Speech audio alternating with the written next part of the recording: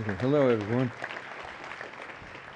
Well, I'm Don Was. I'm a musician, a record producer, and the president of the world's preeminent jazz label, Blue Note Records, which is part of the Universal Music Group.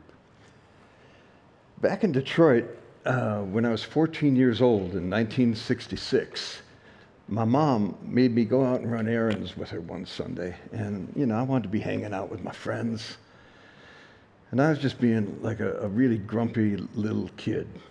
My mom was disgusted. She finally just stopped dragging me into stores. And she just left me in the car with the engine running so I could listen to the radio. So I was playing with the dial, and I stumbled upon the Detroit jazz station, WCHD. The DJ was playing a song which I later learned was a Blue Note track by Joe Henderson called Mode for Joe. And I landed on the station just as the saxophone solo was beginning. And man, I never heard any music like this before in my life. He was emitting these kind of anguished cries from the sax. It sounded like, right? And it caught my ears immediately because it matched the profound anguish I was experiencing being forced to run errands with my mom all day, right? But about 20 seconds into the solo, the drummer, Joe Chambers, he starts grooving on the ride cymbal. And eventually, Joe Henderson calms down and joins him and starts swinging like crazy. And in that moment, the music delivered a very clear, non-verbal message to me. Joe Henderson was saying, Don, you got to do what I just did and groove in the face of adversity. When that registered, my mood turned around 180 degrees. I wasn't pissed off anymore. By the time my mom got back in the car, I was a nice kid again. And it was really strong testimony to the power of music. And it hit me right there that creating music that could help the listeners make sense out of the chaos and the confusion of life was an incredibly worthwhile calling. But it's not an easy one. Like all the artists who are on our label, Joe Henderson studied from childhood through university, and he worked hard, practicing 3 to 6 hours a day for his entire life, just to develop and maintain the knowledge and keep up the chops to get under people's skin and impact their lives with his music. And the learning and the practicing never ends because the way we make music is constantly evolving. Change is good. Change is essential. The goal isn't to fight change. It's to guide it and to make sure that new modes of expression serve the musicians and not replace them. So right now, one of the biggest changes we're facing is the introduction of artificial intelligence. Some of us are excited, some are nervous, and everyone's got questions. What does it mean for creativity? What does it mean for originality? What does it mean for profound artistic communication? Well, at UMG, we're very lucky to have someone leading that conversation with clarity and with purpose, and that's Michael Nash. He's our Executive Vice President and Chief Digital Officer. He's the guy who oversees our global digital strategy, working with platforms and working with partners and policymakers to make sure our artists can thrive in these evolving times. But more than that, Michael understands that creativity isn't just data. It's emotion, it's connection, it's humanity. He sees AI as not as a threat to humanity, but as a tool that, if used the right way, can support artists, protect their rights, and even help spread their voices further. So today he's going to walk us through what that future of music looks like. How AI's use in music leads to something meaningful and ethical and good. How AI, when done right, enhances creativity. And how UMG leads the discussion in AI for good in music. Please join me in welcoming my good friend and colleague, Michael Nash. All right, brother.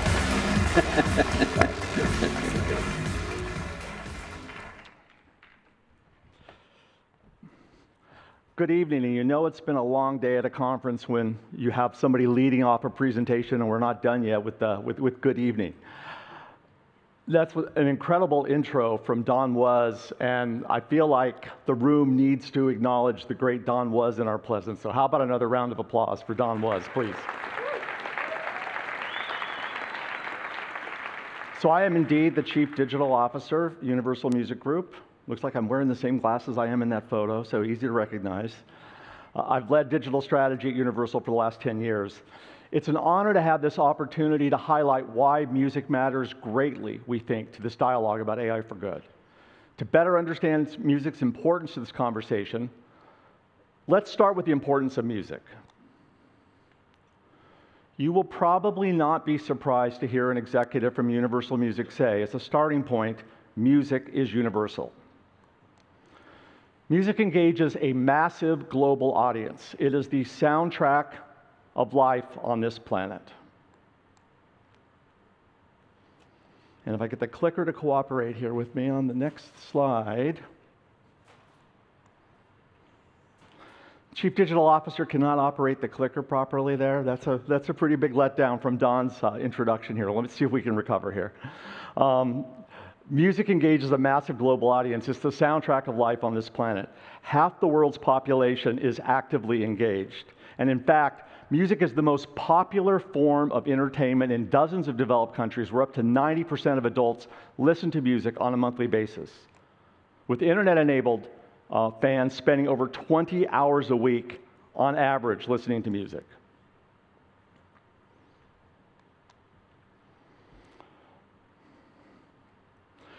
Even more important than those engagement stats, however, music drives culture worldwide, as it has for centuries. And I'm still having a little clicker difficulty here, so bear with me. This is that human moment where you know that technology is not necessarily always going to be in charge here, and human intervention is required to properly operate the equipment.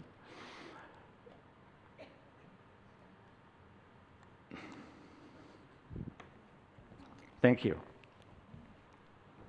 So let me recover the flow here. Comprehensive scientific research has definitively concluded that music is integral to every society ever studied, and it pervades social life the world over, proving out the immortal words of Longfellow, that music is the universal language of mankind. But even more important than that, let me just reorient myself to where we are here. Music is not just a universal language. It is a universal force for good, bringing connection, expression, communion, and enrichment to lives in every corner of the world. Beyond music's fundamental role in culture, we are gaining a better understanding of how music promotes health and well-being. Neuroscientific revelations have established how music significantly influences cognitive, emotional, and physical functions of the brain. Backed by this growing body of research, music is now being deployed in advanced therapeutic and breakthrough medical applications. And this builds on what we've always known, that music is a powerful force for good in the minds, hearts, and lives of people everywhere. So with this understanding of music's greater purpose, let's move into a conversation about technological disruption. For well over a century, since the advent of sound reproduction and radio, music has been situated on the cutting edge of tech transformation. Just one of many examples, this one quite relevant to the implications of AI, Peter Gabriel's pioneering incorporation of digital synthesizers in the 1980s.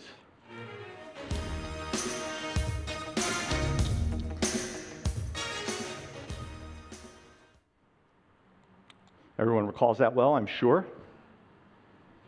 As the next major milestone in this journey of technological disruption and transformation, we believe that AI can be instrumental to the future of music. However, it's critical to emphasize that AI will realize its potential to transform the future of music through the voices and visions of artists. Now, yes, of course, the scope of technological disruption may be unprecedented with AI, but that doesn't change a fundamental truth. It's artists who've always shaped global culture. And as this mosaic illustrates here, featuring many of our beloved artists that we represent. And that's why Universal's strategy on AI is based on a simple philosophy. Center the conversation on artists. Defend their rights and interests. And from that foundation, forge new creative and commercial opportunities.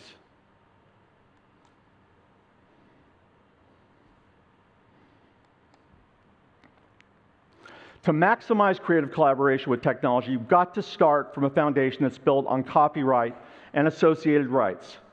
Of course, it's essential that we energetically defend our artists' interests.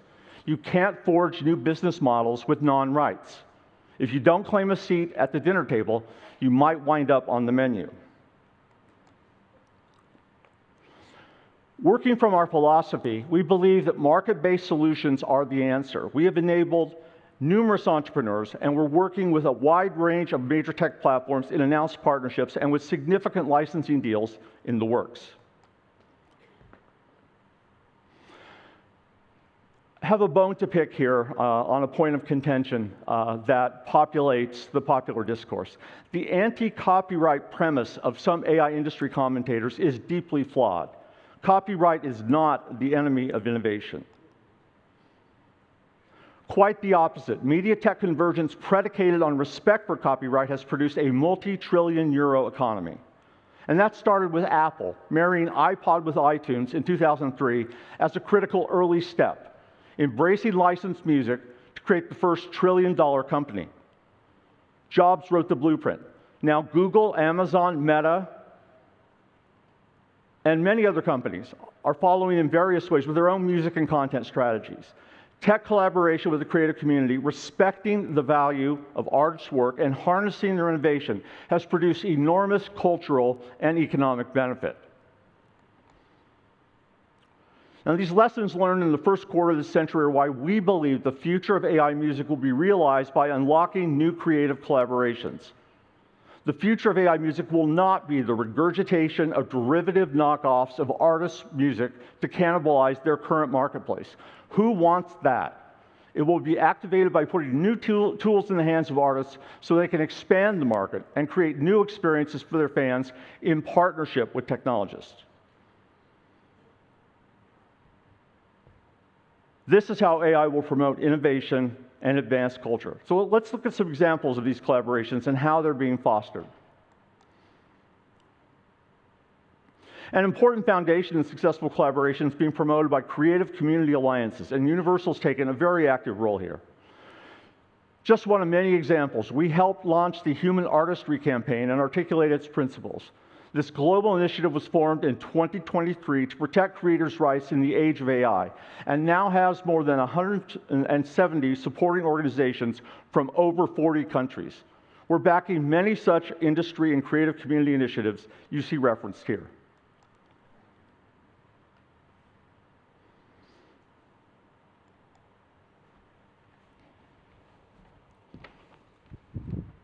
I'm taking that advice to hydrate very seriously, received earlier in the day here, so I'm going to hydrate, which will no doubt help with my enunciation. On the business development front, Universal is forging the future of AI music with leading innovators. To highlight just a few of our active partnerships, Sound Labs, Hooky, and Supertone are each employing voice clone AI technology, enabling artists to perform in multiple languages so their audiences can hear them singing in the fans' native tongues for the first time. Clay Vision's developing exciting new models leveraging generative AI for hyper-personalization and deeper fan engagement. ProRata is making important output attribution advancements to enable new Gen AI business models. Now let's look at some exemplary artist projects. We were thrilled to release Now and Then, the last song from the Beatles, written and sung by John Lennon almost 50 years ago. Using next-generation AI source separation technology, Lennon's voice was excavated from a cassette recording that had been completely unusable for decades, waiting for this moment in the evolution of AI to arrive. In February of this year, Now and Then won the Grammy for Best Rock Performance The first time any recording utilizing AI technology has been so honored in a major category.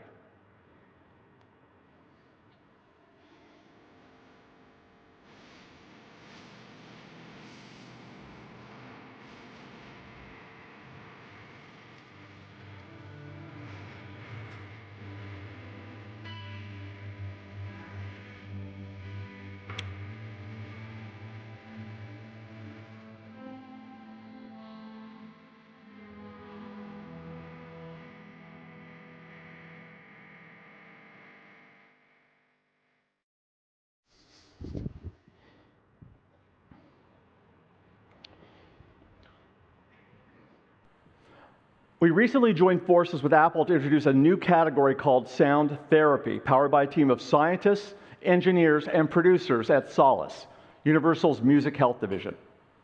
This audio wellness innovation employs our own ethically developed, patented Gen AI system. It seamlessly integrates scientifically calibrated audio supplements into the recordings of some of our biggest artists, including Imagine Dragons, Katy Perry, and Casey Musgraves. The result? Immersive, artist-approved remixes that deliver a range of wellness benefits to subscribers. What is sound therapy? With guidance from cognitive scientists and artists, sound waves are related seamlessly with music that's perfectly suited to your mood. Gamma frequencies to help you get in the zone, theta for relaxing, delta for better sleep. You can even dive into playlists curated specifically for each purpose. The best way to experience sound therapy is to find a quiet space, put on some headphones, and see how you feel.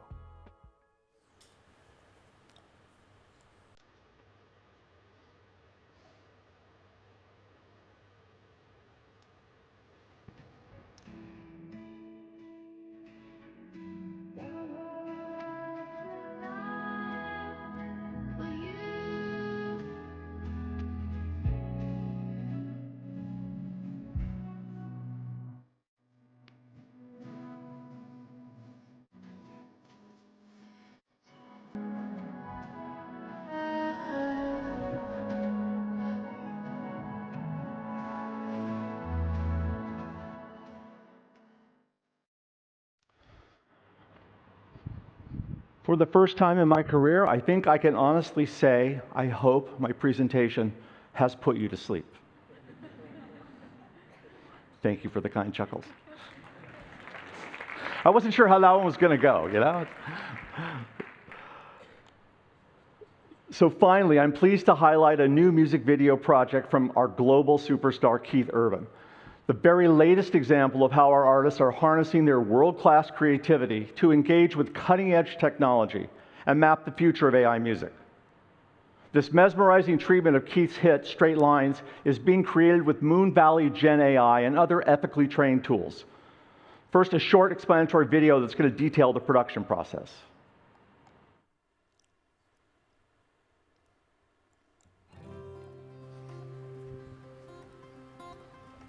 This is the AI breakdown for Keith Urban's Straight Line. Like every project, we started with storyboards. We trained a custom AI LoRa model using photos and videos of Keith over the years, allowing us to insert him into any scene with control and consistency. For backgrounds, we used Mary with 2 to 3 keyframes per shot to create smooth morphing transitions. In some cases, we enhanced live-action frames using Adobe Firefly to fine-tune details while keeping visual coherence. Car scenes were a mix of Mary prompts and AI-trained models. For complex shots, we trained a separate LoRa using on-set photos and a 3D scan of the car, which gave us the flexibility to rebuild and animate it like in the drifting sequence. For our transition shot, we used 2 stills to prompt the final result that you see. Our most complex shot involved chaining 5 frames in Mary and inserting a LoRa-generated still of Keith walking.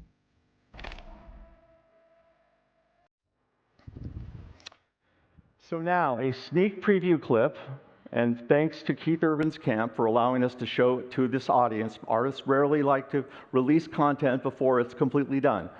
A sneak preview clip from the nearly completed forthcoming Keith Urban music video, Straight Lines.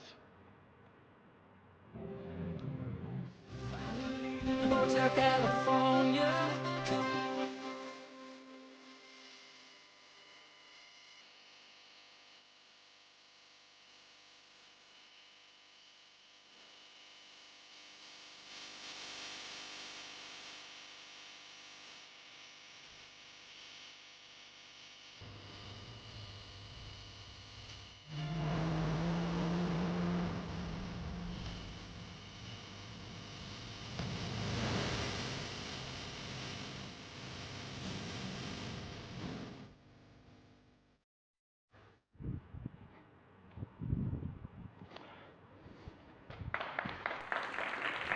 Thank you. We'll pass along that positive feedback.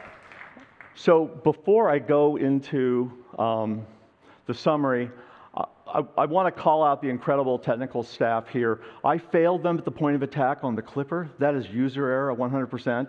The production of this event has been outstanding, and all the preparation that goes into it is incredible. And I just want to take a moment to ask the audience to give a round of applause to the amazing technical staff producing this event.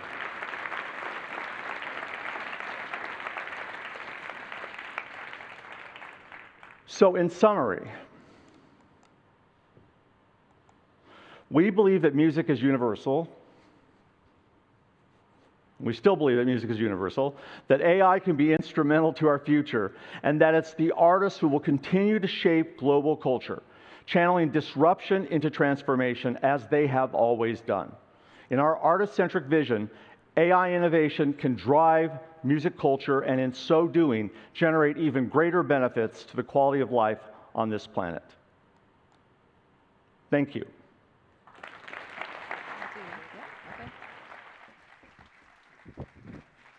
Thank you very much, Michael. You'll be happy to know that that clicker has been suitably punished. It's been opened up and the batteries have been changed. So thank you for being excellent and understanding about it. And a fantastic presentation, don't you think, ladies and gentlemen? With some exclusive footage as well. Really appreciate that being brought to the stage. And we're going to bring Don Was back onto the stage as well, alongside a frankly awesome set of panelists. We have from World Intellectual Property Organization, WIPO Director of Copyright Law Division, Michele Woods, and the CEO of the International Federation of the Phonographic Industry, that's the IFPI, that's Victoria Oakley, and you're all joining us in reality. Why don't you come on in, take a seat? Okay, I'll sit here.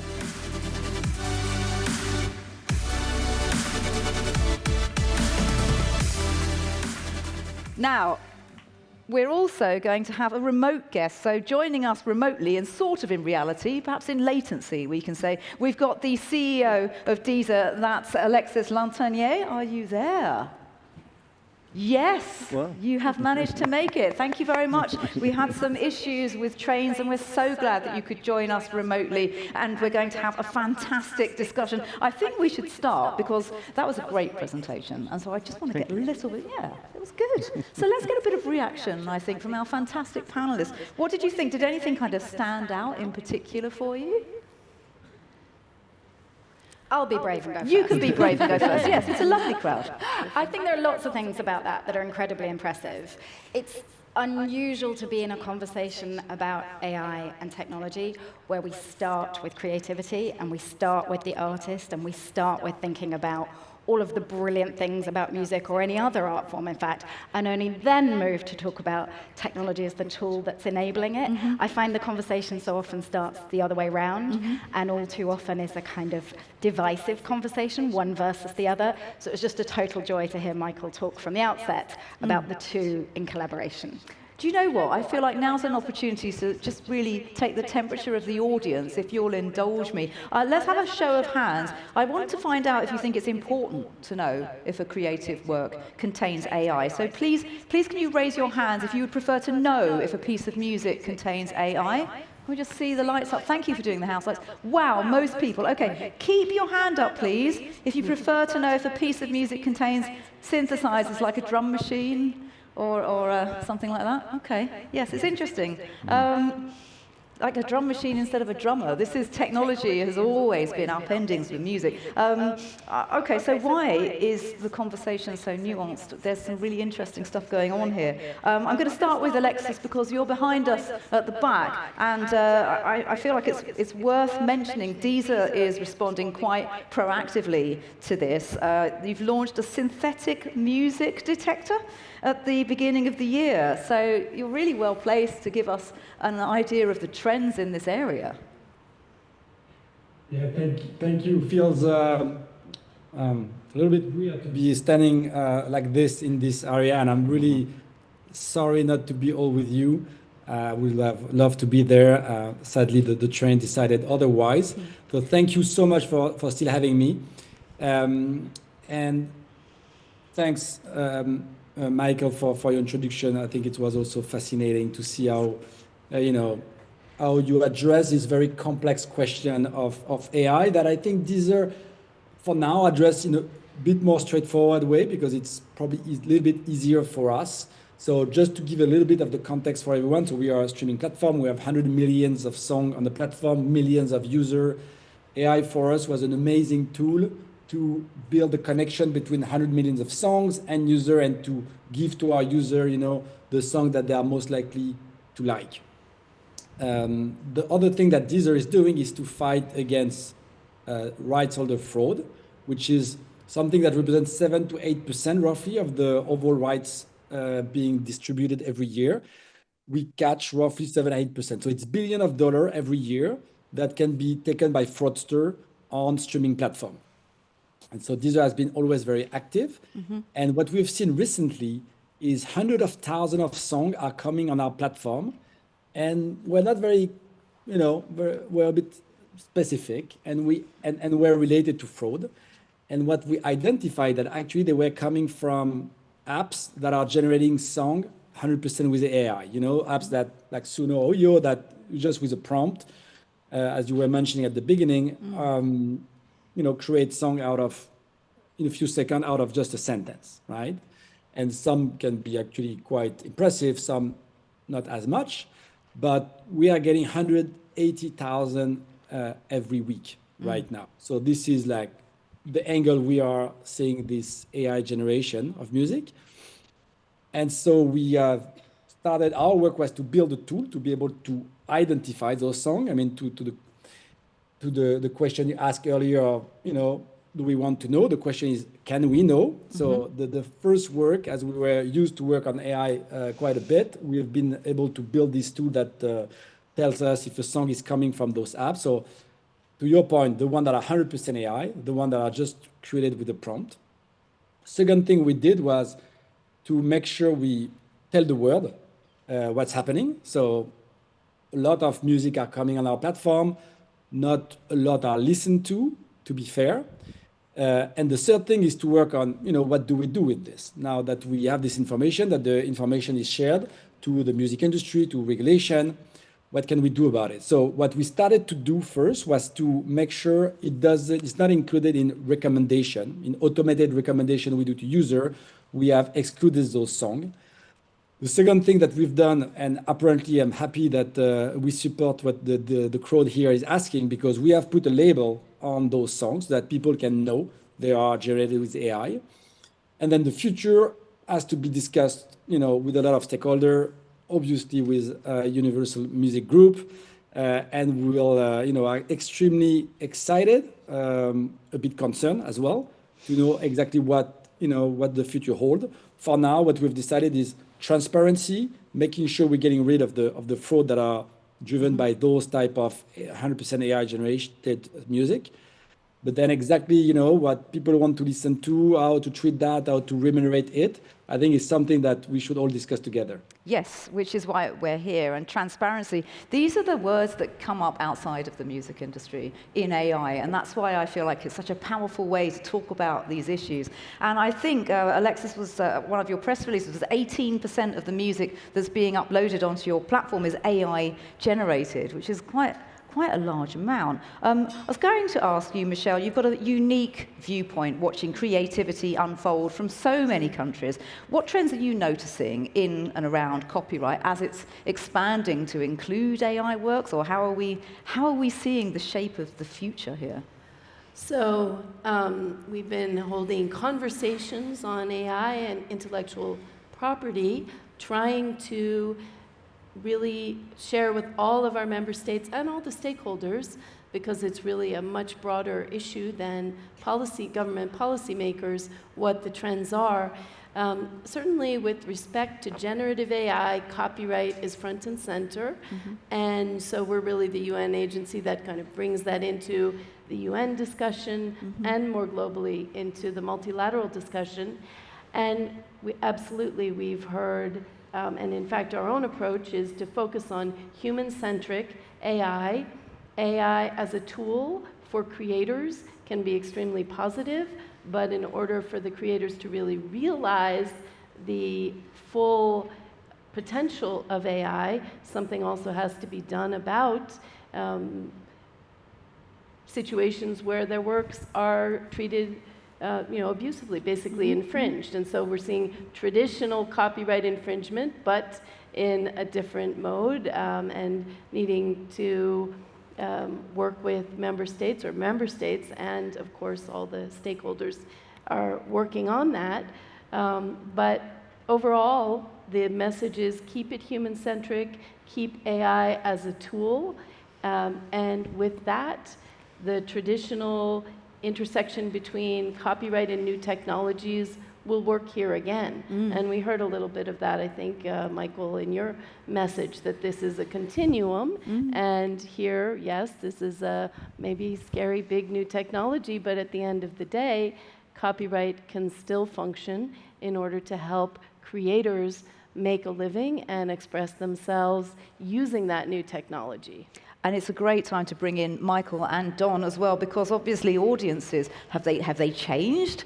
Are audiences still the same? What are audiences expecting? The music therapy stuff from Apple is fabulously interesting, but I'd just like to hear a little bit more. Maybe we'll go to you, Don, first, on how you think audiences are evolving. I don't know that audiences have changed. They want music that gets under their skin, makes them feel something. Makes them kind of come to terms and understand the complexities of life. That's what art does. Art is there to help you understand things that can't be communicated through conversational language. There's just limitations to it. All art goes deeper. So I don't think the human need for art has changed at all. And honestly, I'm not that alarmed by a new technological innovation. In 1982, I went into a music store. I was already making records then, and I went into a music store, and a salesman took me in the back, and he showed me the Lindrum machine, Lindrum 1. And the Lindrum was a radical departure, because up until that time, all other drum machines did electronic simulations of drum sounds, and you could tell immediately. The Lindrum was the first one to use digital recordings of drums, and you triggered actual drum sounds. So every drummer in the world hated these things. And when I bought serial number 003, some people treated me like I just joined the Ku Klux Klan.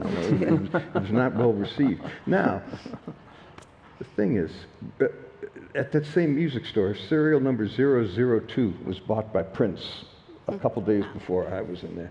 And Prince made much better use of it than I did. If you listen to When Doves Cry, that's just one example. That's a drum, a beat and a sound that no human being ever would have gotten. No drummer, you could have had a drummer sit there for 6 weeks and they wouldn't have played it just like that. It was mechanized, and he messed with the tuning of the thing. It was brilliant, and it was great use of the machine. And I thought that was solid. It's just another color on the palette from which you can paint. Yeah, maybe we talk about, instead of audiences evolving, it's the artists who have evolved. And so that then presents to you, Michael, quite an interesting scenario, which is all of these artists, from Prince to the present day, are going to be given these tools. Even Beethoven had a metronome and went, I'm going to make Moonlight Sonata with that.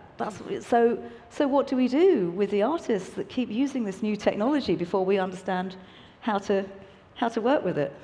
Well, I think that the way that Don characterized it, the sort of artist centricity, the focus on the use of the tools creatively, we are working really closely with our operating leadership, like Don, and our creative leadership, with our artist community, to try to understand how they're thinking about the tools, what they want to have access to, whether it's in terms of ideation and development of music or the outputs and how they can be utilized. There are complex questions around copyright. You know, artists don't want to invest tons of time in creating something that can't be protected, and obviously their supporters at Universal Music Group, you know, also, you know, want to take care to, you know, encourage a direction in terms of use of new creative tools that results in copyrightability in protection. But, you know, I think, you know, back to this question around what do audiences want, just to pull on a couple of points. What Alexis was talking about in terms of the really helpful data points that Deezer has provided, and also the approach that they've taken to this new area. So maybe 20% of the uploads to the platform are pure AI generation. I believe that Deezer publicly said less than half of 1% of the consumption is that content. Wow. So that content is under-indexing by volume by a factor of 40 to 1. And because of a lot of protections that Deezer has provided in the artist-centric construct that we put together with them, which they have now broadened and incorporated more support for, you're not really seeing the royalty pool being diluted. So I think that, you know, the market is already speaking to the question of what's the level of interest. Not really a lot. You know, a novelty will come along. People are talking about Velvet Sundown, which is this fake AI artist confab. It's, you know, maybe a conceptual project. There's been a lot of publicity about that. Because of all the publicity, they have 1 million listeners on Spotify. That would not break them into the top 10,000 acts in terms of the size of the monthly listening, because these are huge platforms that have tremendous volume. I promised you when we spoke, preparing for the panel, that I would provide some new consumer research. So our latest consumer research says about half of consumers are interested in AI in music, but that's mostly in terms of the utility of the service. They want to have better discovery. They want to have better organization, recommendations, better interaction with the content. And of that group, we were encouraged to hear an articulation of what we would call a moral code.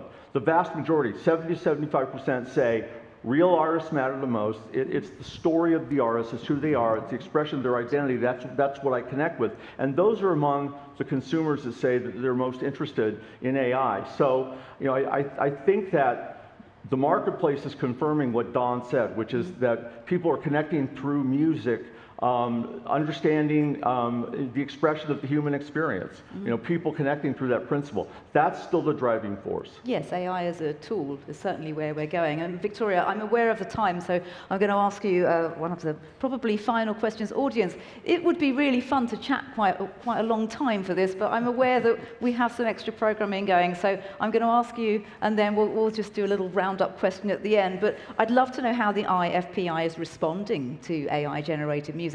How do we set the infrastructure up so that everything works? So the infrastructure has to be designed to take advantage of the opportunity that Michael has been describing, which is how do we make sure that we have an operating environment where artists can use these tools, can benefit from them, can freely create in the ways that they always have, but now with this new additional kind of rocket booster power. At the same time, on the flip side, we have to ensure that the operating environment protects them and their work in the way that copyright legislation always has for years and years. We're really good at copyright. We figured it out, right? Well done us, collectively. What we now have to do is make sure we can take those principles and those rules and apply them in a generative AI world. That's not that hard to do if we go back to your point about transparency and find a way to respect those principles. But there is both opportunity and risk here, and we have to ensure that the infrastructure enables both the protective element and the open creative element. Brilliant. So we're near the end of the panel. I'm going to ask each of our panelists, starting with you, Alexis, what would you like help with going forward into the future? And panelists, if you can make these answers nice and short, I and the production team would be very grateful. So what would you like help with in the future? Alexis, we'll come to you first. Lots of things, but to be short, I think the value that Deezer brings is this connection between music and user. We are the one who know what's happening, so I think we should, and I want to continue to give that transparency, to understand what is actually happening, how many songs are coming, who is listening to what, what is actually interesting in the AI generation, and finally work together as a group on how to make the remuneration fair. Brilliant, thank you. That was really, really good. Do we have time to have a very quick wrap-up from each of our panelists? A very quick one, great, thank you. So just a very quick line on what you are looking for, what would you like help with from our incredible audience here? So Michele, over to you. Sure. So what we'd like is for you to participate in our multilateral conversations on AI, in our new AI infrastructure interchange, participate, join the global discussion, and help to make all of the member states feel that they can take full advantage of this new technology and understand how to treat it in terms of policy. Brilliant, thank you very much. Victoria, over to you. I would like all of you to help us with good legislation around the world that protects artists' work in the first instance, but enables them to use this brilliant AI for good. Brilliant. And then Michael, I'm going to go to you next. What would you like help with? A very specific request. We would like to see deeper understanding of the application of AI to the field of music medicine. We believe that the combination of AI advancements and new neurological tech can promote a huge breakthrough in the application of music to very, very important opportunities in health and wellness and in medical applications as well. That's very close to my heart. Thank you. And then the first word went to you, Don. The final word will also go to you. Well, what would you like help with? If any of you are developing something that will help me write a better song or be a more expressive musician, tell me about it. What a lovely way to end. Thank you very much to our incredible panelists. Wow, weren't you all amazing? Thank you. Thank you so much.